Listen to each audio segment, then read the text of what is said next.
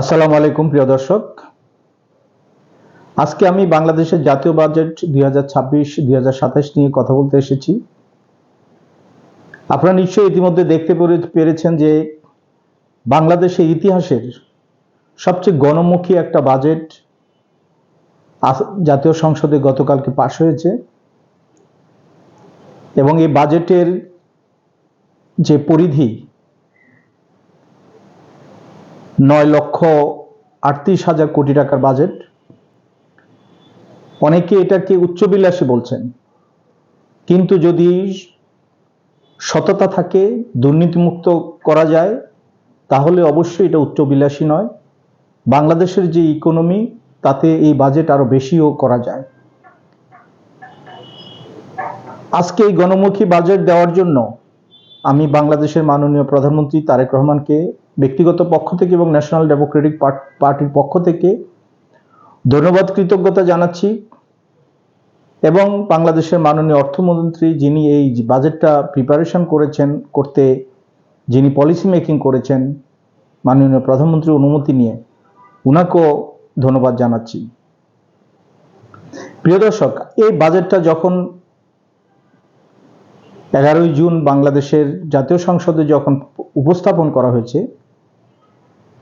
তখনই আমরা দেখেছি যে বাজেটের মধ্যে সরকারের যে একটা স্বচ্ছতা, জবাবদিহিতা মনোভাব এবং বাংলাদেশের উন্নয়নের পরিকল্পনা নিয়ে, উন্নয়ন না বলবো যে একটা মহাপরিকল্পনা নিয়ে যে বাজেট প্রণয়ন করা হয়েছে এবং জনগণের বিশেষ করে মধ্যবিত্ত এবং নিম্নবিত্তর সাধারণ মানুষের অর্থনৈতিক অবস্থা বিবেচনায়, জীবনযাত্রা বিবেচনায় যেভাবে পরিকল্পনা করা হয়েছে, সেটার জন্য আমরা কৃতজ্ঞ। কারণ বাংলাদেশের ইতিহাসে এত বড় বাজেট এবং গণমুখী বাজেট কখনো হয়নি। 9,38,000 কোটি টাকার বাজেট। এখানে ঘাটতি বাজেট আছে, যেখান থেকে ব্যাংক থেকে লোন নেওয়ার কথা বলা হয়েছে। অনেকে এটাকে উচ্চবিলাসী বলছেন, সমালোচনা করছেন। আমি বলবো, যদি যারা প্রণয়ন করেছে, সরকারের মধ্যে যদি সততা থাকে, সরকার যদি মনে করে যে দুর্নীতি কমিয়ে আনবেন বা দুর্নীতি দমন করার জন্য ওনারা চেষ্টা করবেন এবং সেটার যদি পরিকল্পনা করা হয়, তাহলে আমি মনে করব যে এটা কোনোভাবে উচ্চবিলাসী নয়। কারণ আমাদের দেশের অর্থনীতি থেকে শুধু দুর্নীতির মাধ্যমে লক্ষ লক্ষ কোটি টাকা চলে যায়। এই দুর্নীতি যদি প্রতিরোধ করা যায়, বরং বলা যায় যে ভবিষ্যতে আরো বিশাল বাজেট দেয়া যাবে।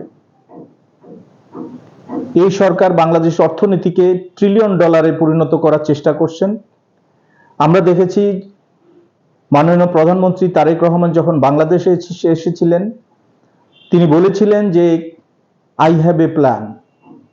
আমরা এখন তার প্রতিফলন দেখতে পাচ্ছি। আমরা দেখেছি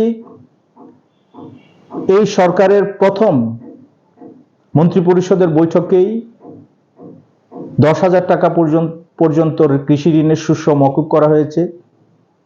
তার ইমিডিয়েট পরেই কৃষি কার্ড দেওয়া হয়েছে, ফ্যামিলি কার্ড দেওয়া হয়েছে।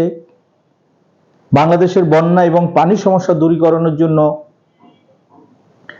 খাল খনন পুনর্খনন করার পরিকল্পনা নেওয়া হয়েছে এবং শুরু করা হয়েছে। বাংলাদেশের পরিবেশ রক্ষার্থে জলবায়ু পরিবর্তনের যে একটা এফেক্ট আছে, সেটা থেকে দেশকে রক্ষার জন্য বৃক্ষরোপণের কর্মসূচি শুরু করা হয়েছে।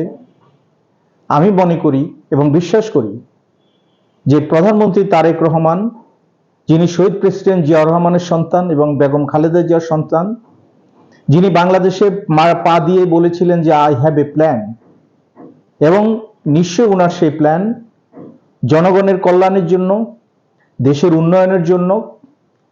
আমরা দেখেছি যে এই বাজেটেই শুধু বাজেট প্রস্তাবনার পরে কোনো দ্রব্যমূল্য বৃদ্ধি পায়নি। কেউ বলতে পারি নাই যে এটা গরিব মারার বাজেট।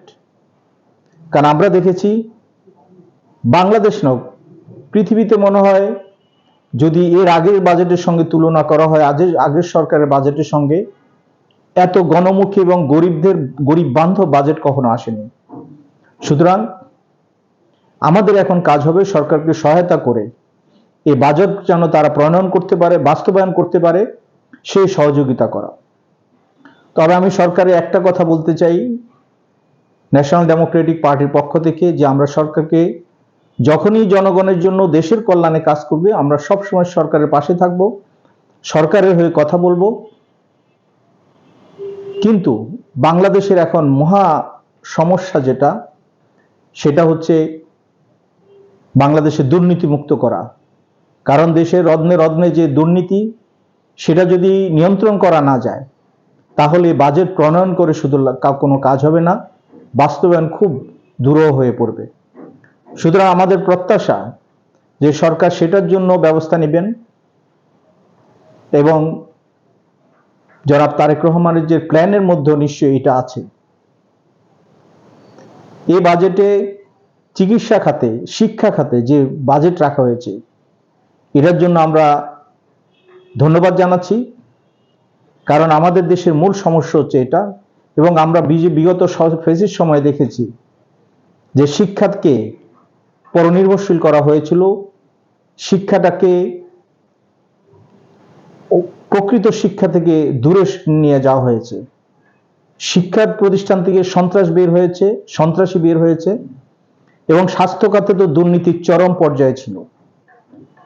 এবং আমরা গত কয়েকদিন আগের একটা রিপোর্টে দেখেছি যে রূপপুর পারমাণবিক কেন্দ্রে 27 কোটি টাকার একটা কাজ হয়েছে, কাজে ব্যয় হয়েছে 214 কোটি টাকা। সুতরাং আপনারা নিশ্চয়ই বুঝতে পেরেছেন যে বিগত 15.5 বছর থেকে এই শেখ হাসিনার সময়ে বাংলাদেশে কি হয়েছিল। সবাইকে আমি আহ্বান জানাবো যে আসুন আমরা দেশ গড়ার জন্য, শহীদ প্রেসিডেন্ট জিয়াউর রহমানের আদর্শ বাস্তবায়নের জন্য মাননীয় প্রধানমন্ত্রী তারেক রহমানের হাতকে শক্তিশালী করি, সরকারকে সহযোগিতা করি। সরকার যখন জনগণের জন্য কাজ করবে, দেশের জন্য কাজ করবে, তখন তাদের পাশে দাঁড়াতে হবে, তাদেরকে মানসিক শক্তি দিতে হবে যেন তারা দেশটাকে গড়ে তুলতে পারেন। এই দেশটার পরিচয় যেন সারা বাংলাদেশ পৃথিবীতে উচ্চ মানের হয়, সেই চেষ্টা করতে হবে। ধন্যবাদ সবাইকে। আসসালামু আলাইকুম।